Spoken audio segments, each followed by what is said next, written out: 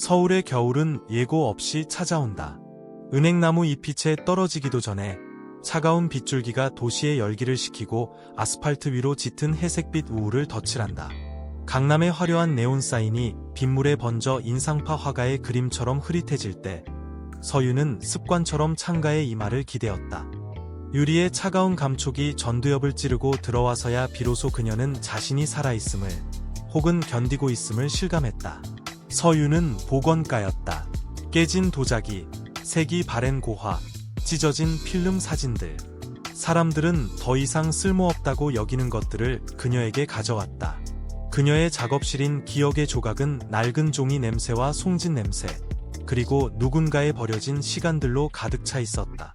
그녀는 남들의 상처난 추억은 기가 막히게 이어붙였지만 정작 자신의 텅 빈 마음은 복원하지 못한 채 33살의 겨울을 맞이하고 있었다. 그녀의 고독은 소리 없는 비명과 같았다. 너무나 익숙해서 이제는 공기처럼 느껴지는 질식할 것 같은 평온함. 그날은 유난히 비가 거세게 몰아치던 화요일 오후였다. 딸랑. 문에 달린 풍경 소리가 빗소리를 뚫고 가냘프게 울렸다. 서유는 확대경을 눈에서 떼고 문 쪽을 바라보았다. 한 남자가 서 있었다. 젖은 트렌치코트 자락에서 빗물이 뚝뚝 떨어져 바닥에 검은 얼룩을 만들고 있었다. 그는 우산을 가지고 있지 않았다. 마치 비를 피할 생각조차 없었던 사람처럼, 혹은 이 비를 온몸으로 맞아야만 씻겨 내려갈 죄라도 있는 사람처럼. 그가 고개를 들었을 때 서유는 숨이 멎는 듯한 기분을 느꼈다. 잘생긴 이목구비 때문만이 아니었다. 그의 눈 깊고 어두운, 마치 바닥을 알 수 없는 우물 같은 그 눈동자가 흔들리고 있었다.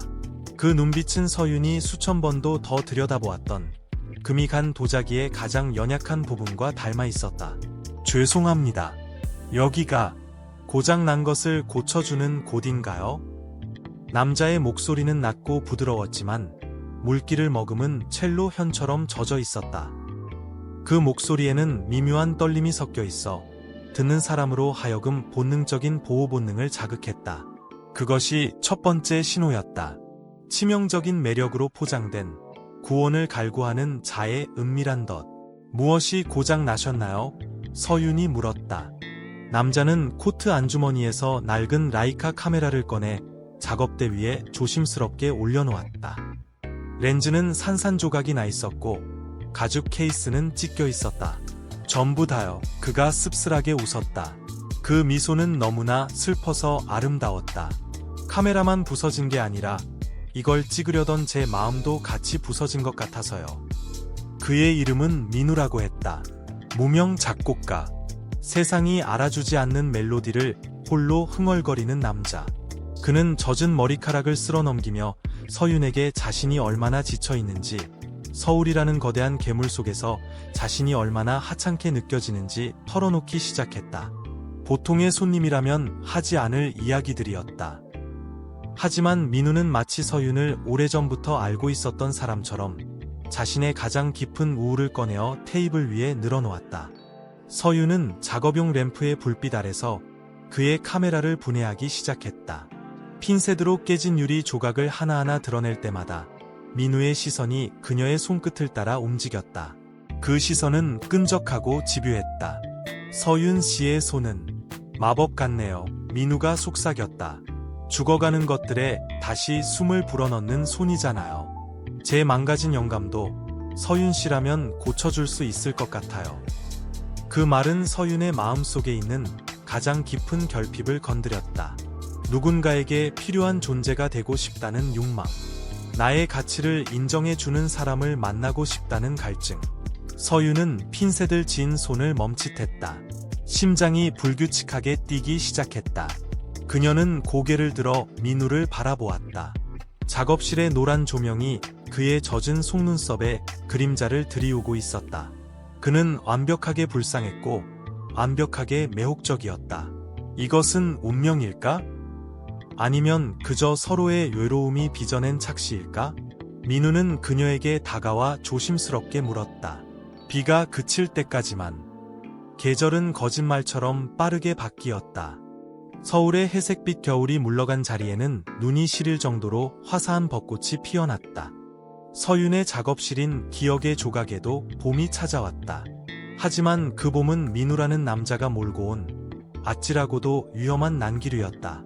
그날 이후 민우는 서윤의 일상에 틈입해 들어왔다. 처음에는 조심스러운 노크였으나 이내 거침없는 점령으로 변했다. 그는 매일 오후 4시가 되면 어김없이 나타났다. 그의 손에는 때로는 달콤한 딸기 케이크가, 때로는 이름 모를 들꽃 다발이 들려 있었다. 그는 작업대 한 구석에 앉아 오선지에 음표를 그려 넣으며 서윤을 바라보았다. 그 시선은 너무나 뜨거워서 서윤은 종종 작업을 멈추고 숨을 고러야 했다. 서윤아, 너는 나의 뮤즈야. 민우는 피아노 건반을 두드리듯 서윤의 손등을 어루만지며 속삭였다. 내가 깨진 도자기를 붙일 때 내 찢어진 악상들도 하나로 이어지는 기분이야. 너 없이는 이제 단 한 줄의 멜로디도 쓸 수 없어. 그 말은 세상에서 가장 달콤한 찬사였지만 동시에 가장 무거운 족쇄였다. 서윤은 그 말에 취해갔다. 자신의 존재가 누군가의 예술적 생명을 지탱하고 있다는 착각. 그것은 서윤이 평생 느껴보지 못한 고향감이었다. 민우는 끊임없이 메시지를 보냈다. 밥 먹었어? 지금 뭐해? 보고 싶어 미치겠어. 너는 내 세상의 전부야. 휴대폰 진동이 울릴 때마다 서윤의 심장도 함께 진동했다. 그것이 사랑의 떨림인지 아니면 족쇄가 조여오는 경고음인지 그녀는 구분하지 못했다. 하지만 벚꽃이 지고 눅눅한 장마가 시작될 무렵 균열은 미세하게 시작되었다. 어느 날 저녁 서윤은 중요한 클라이언트의 의뢰로 조선시대 백자를 복원하느라 야근을 해야 했다. 집중력이 극도로 요구되는 작업이라 핸드폰을 무음으로 해두었다. 자정이 넘어서야 작업을 마친 서윤이 핸드폰을 확인했을 때 화면에는 부재중 전화 30통과 수십 개의 메시지가 쌓여 있었다. 왜 안 받아? 내가 걱정되지도 않아? 너한테 난 겨우 이 정도였구나. 비가 오는데 내 마음도 비에 잠겨 죽어가고 있어. 마지막 메시지는 섬뜩할 정도로 절망적이었다. 서윤은 덜덜 떨리는 손으로 그에게 전화를 걸었다. 신호음은 길게 이어지다가 끊겼다. 그녀는 우산을 챙길 새도 없이 빗속으로 뛰쳐나가 택시를 잡았다. 민우의 자취방 문을 두드렸을 때 안에서는 아무런 인기척이 없었다. 공포가 목을 조여왔다. 혹시 그가 나쁜 생각이라도 한 건 아닐까? 그때 문이 열렸다. 민우였다. 술 냄새와 담배 연기가 훅 끼쳐 나왔다.